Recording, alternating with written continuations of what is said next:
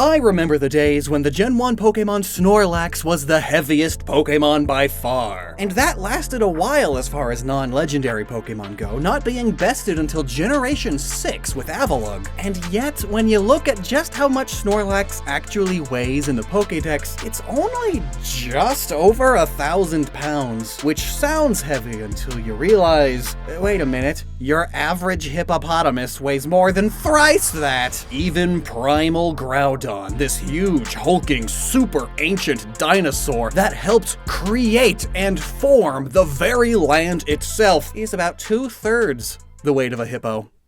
How is this thing 16 feet tall? Actually, how does it go from 11 feet to 16 feet and only gain 200 pounds? Pokémon weights tend to not make sense. Like, most Pokémon have the excuse of being completely fantastical, dragons, fairies, ghosts, ogres, yokai, along with a plethora of heavily anthropomorphized rocks, plants, animals, humans, and sometimes they are like insects, the size of preteens. Obviously, Pokémon are not always the same size as the real-world plants and animals that inspired them, but sometimes they are. And that's when you start to notice how weird and wrong the weights get at times. Since I mentioned hippos already, Hippowdon is actually bigger than a hippopotamus if its height is to be believed. Though remember, quadrupeds tend not to be measured from the floor to the uppermost tips of their ears or humps. Their height is measured from the floor to the tip of their shoulders, as in where the shoulder meets the neck, aka their withers. And while we're talking about this, it's important to note that animals like fish and snakes are measured lengthwise as their height in this context. But yes, Hippowdon is taller than a hippo and is filled with sand.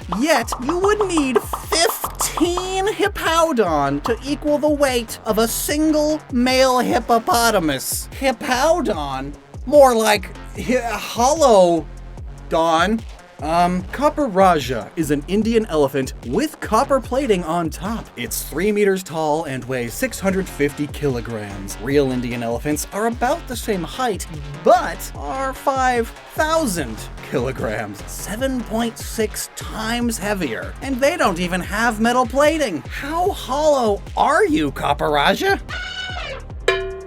The famous example is, of course, Wailord. Many Pokémon fans, mathematicians, and even MatPat on Game Theory have compared its size and volume to its weight and have determined that Wailord's density is potentially less than air, but at least as little as light styrofoam. Can't make it. It's stuck. It just refuses to submerge. Oh, I think I got it. So maybe Wailord is like a submarine? It swallows a ton of seawater to help weigh itself down and go deeper? But no. Even if we assume Wailord is like a balloon, completely hollow on the inside, no blubber, no organs, no bones, at best, it would be able to paddle downwards and force itself under a couple feet. Not much, and not for long. Wailord makes no sense. I suppose it is the float whale Pokémon, so this would make floating, even in the air, the easiest thing for it. Though, if you apply even an ounce of realism... Now, you know Onyx. It's a classic, the giant 28-foot snake made of literal boulders. It is 463 pounds. That is the weight of a standard pig, or a grand piano, or a single large boulder the size of a medium boulder. Not an entire line of them. Thanks to some in-game dialogue, we know that Stakataka, another of the heaviest Pokémon, is made of almost 150 bricks, yet it only weighs 1,807 pounds. Stakataka's blocks look pretty solid, right? Yet, even if we compared its bricks to cinder blocks, which are very light and very hollow compared to most bricks, that would mean it should be at least 4,500 pounds. But, you know, maybe it's just on the heaviest extreme of Pokémon where the weights get weird. After all, no Pokémon has weighed more than 999.9 kilograms in the Pokédex, so there's, like, a weight limit? Perhaps? I guess originally, yeah. Numbers could only be so big on old hardware, but with today's technology calculating the 106 trillionth digit in pi, I think it's safe to have a Pokémon with a listed weight more than your typical camel. Maybe the Pokémon with the middle weights make more sense. Some of them, yeah. But, most of them, maybe not. Sawsbuck is funny, because it's accurate, yet it's not. yet it is. Its weight is perfectly spot on if it were your typical generic white-tailed deer. Pretty small to medium, pretty cute. But Sawsbuck's height means it's comparable to a big bull elk. It's huge. Are there two teams of Pokédex riders, each assigned to either height or weight, and they just never communicate with each other? Maybe they got in a big fight over which of the Manscaped trimmers from this video's sponsor is better, because on the one cheek, the Beard Hedger is an excellent and easy-to-use beard trimmer, perfect for refining that scruffy thing on your face. Its titanium-coated stainless steel T-blade is powerful and precise, and I particularly appreciate that rather than having dozens of guard attachments spread across the universe, it has one adjustable guard which offers 20 different lengths. It's so convenient, and cleanup is a breeze because it's waterproof. With up to an hour of runtime on a single charge, I get plenty of time to get ready for the day. But on the other cheek, there's the Lawnmower 5.0 Ultra, a body hair trimmer loved by men and women alike. It uses two interchangeable skin-safe blades. The skin-safe trimmer blade for precision, and the skin-safe foil blade for that super close cut. Soft as a baby's bottom. Except it's my front. Both are tough on body hair, but gentle on skin. Perfect for the netherworld, if you catch my drift. It glides smoothly over the body and is waterproof, so cleanup is a breeze. And best of all, neither side has to worry about which one to get, because right now you can bundle and save. The Beard and Balls bundle also makes the perfect gift, by the way. And with the coupon code Lockstin, you'll get an extra 20% off and free international shipping at manscaped.com. Link below. Again, that's coupon code Lockstin. Rapidash. It's a bit less than 200 pounds. What's the average horse weigh? 1,000! Just how many calories do your flames burn? All of them? Are there any horse breeds this light? Ah, the Falabella. They tend to be around 200 pounds, so is Rapidash a Falabella? No. Falabella are very small horses. They are like 30 inches tall. So small they're considered ponies. Rapidash is 5'7". Maybe the next horse fixed it. Zebstrika is around the same height as male zebras, but how does the weight compare? 175 pounds versus 800 to 900. Just how many calories do your lightning strikes burn? All of them? They got some sense with Spectrier and Glastrier at least. Spectrier is super light, but it's a ghost horse, so that's fine. But Glastrier, 2.2 meters, 800 kilograms. That is the proper weight for a Clydesdale horse. Oh, I'm so glad! Though it is a foot taller. I guess we'll chalk that up to its icy platform shoes. Back to the midweights, Lycanroc. Not only is it a wolf, it's a wolf with parts made of solid rock. It weighs 25 kilograms. Wheel wolves weigh 40. And yes, midday and dusk Lycanroc are both about the same height as an average wolf. Is rock, like, significantly lighter than wolf flesh? Hoot Hoot is the same height as the great gray owl, the tallest owl, though this owl weighs only 1.2 to 4.19 pounds. Hoot Hoot, however, 46.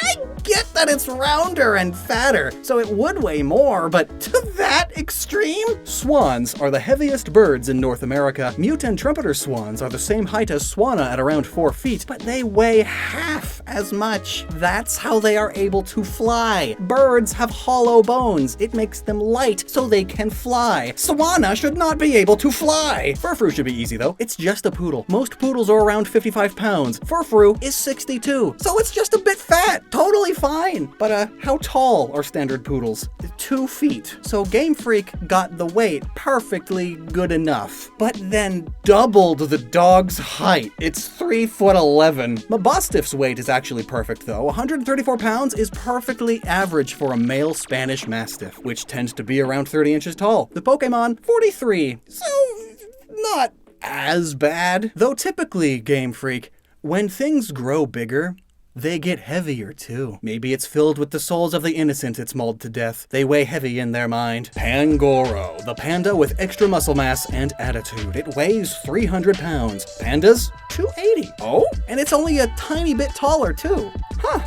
I guess you can't miss every time. Ursaring is a moon bear, and it's also about the same size and weight too. Maybe Game Freak actually cares about bears. Or maybe there's a zoo by their offices that has a few. How about Beartic? Oh, the same. Like the smaller end of polar bears, but still within range. Huh. Pyroar is a little under 180 pounds, which sounds like a lot, but not compared to an actual lion. Even adult females tends to be at least 250 pounds, and height-wise, males tends to only be a little over 4 foot tall. So So Pyroar's 4'11", it's definitely large for a lion, but believable? Here's a fun one. So Machoke is like a bodybuilder human with a lizard face. A 4'11" short king with 155.4 pounds of mostly muscle. That puts him at about the same height as the bodybuilder Flavio Boccanini, who's also 150 pounds. So good one, Game Freak. Let's check out some of the lighter Pokemon now. Litten, Sprigatito, and Meowth. That's right, they are all good house cat weights at around 9 pounds. Well, good for a smaller house cat, that is. Definitely not for the size of cat these furrymon would have to be. At 1 foot 4 inches, that's firmly at the taller end of a Maine Coon or Norwegian forest cat, which are infamously heavy at 15 to 20 pounds on average. First Pyroar and now these house kitties. Does Game Freak just not realize that just because cats are fast and light on their feet doesn't mean they ain't got meat on them bones? You gotta have lots of fast twitch musculature to be that lithe and fierce. Galarian Meowth has it right though, because it is 16.5 pounds, which is fitting for the Norwegian forest cats it's partially inspired by. Wishy-washy? Oh,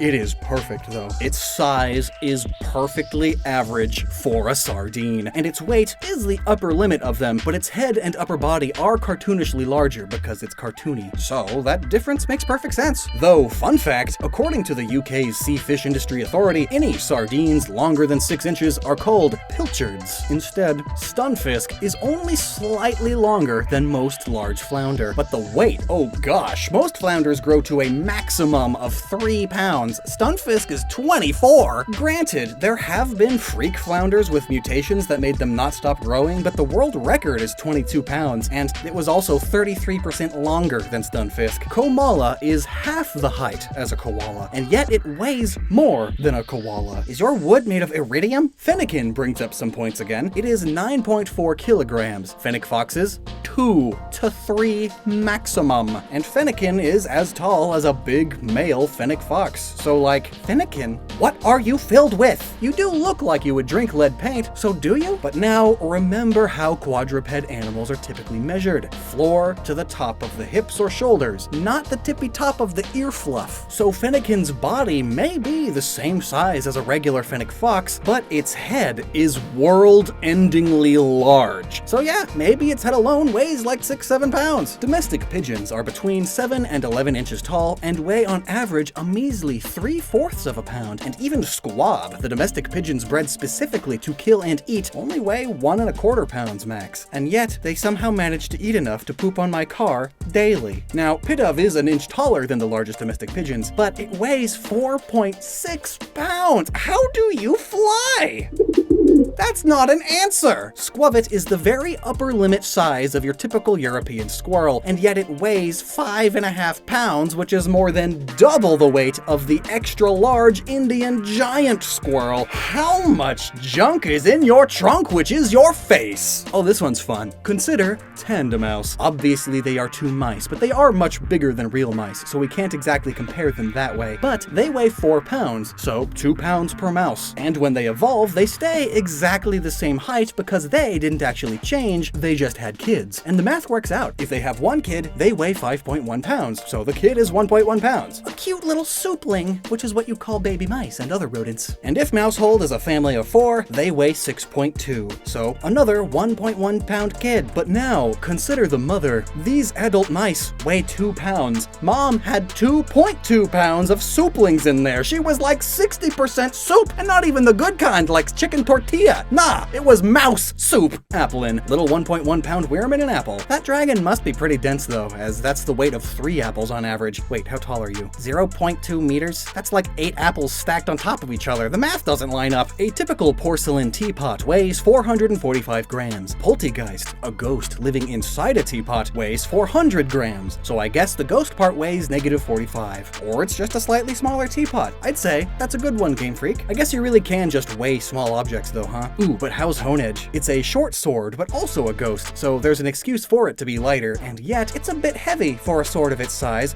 Oh wait, it's also the big ribbon and the scabbard, so it's pretty good too. Trubbish is the same height as your typical American kitchen trash can. Nice. And your standard kitchen trash bag has a volume of about 12 to 16 gallons. Now, what could possibly be filling Trubbish to the point that it weighs nearly double the weight limit of your typical kitchen trash bag, huh? No wonder wonder it's bursting. It's 68 pounds. Did someone throw away their unopened water bottle collection? For shame. Now, how would you go about calculating if a Pokemon like Roly-Poly is accurate or not? That's right, density. Of course, we only have rough estimates and some sphere assumptions, but if Roly-Poly is literally sentient coal, it should have about the same density as a chunk of coal, which is 833 kilograms per cubic meter. Our spherical estimate for Roly-Poly, 848. Wait, hang on! They got that one? Oh, heck yeah, Game Freak. Learning! Slugma is 35 kilograms and 0.7 meters. Though, even if we assume it's a sphere, which it isn't at all, though it could be, we're just being nice to it, giving it the best chance it can, it'd have a density of 195 kilograms per cubic meter. The density of lava is 3,100.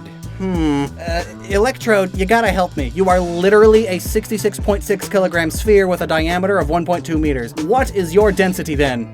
74. My dude, you are as dense as rock wool. Wall insulation. The pink fluff. Which, if Electrode is as hollow as Pokeballs seem to be, then I suppose that makes sense. It's just a thin, metally, plasticky shell with, like, electrical energy floating around in there. Which is fitting, because Hisuian Electrode, based on the wooden Hisuian Pokeball, is heavier than regular Electrode, while still being the same diameter. And obviously, a wooden hollow ball would have a thicker shell to make it stable, thus being heavier. Oh, speaking of wool, how about Wooloo? You're a sphere almost. 6 kilograms, 0.6 meters. We'll remove 0.1 for the legs, so 0.5 meters. That all gives you a density of about 92 kilograms per cubic meter. You are denser than Electrode? How dare you? Ugh, well, that's enough with densities. And all of this. In general, the heaviest Pokemon are all way too light. The lightest Pokemon are often too heavy. All of the bird Pokemon are basically too heavy to realistically fly. And the densities are a bit of a mixed bag. Minuscule compared to reality most of the time, but Roly-Poly gets an A+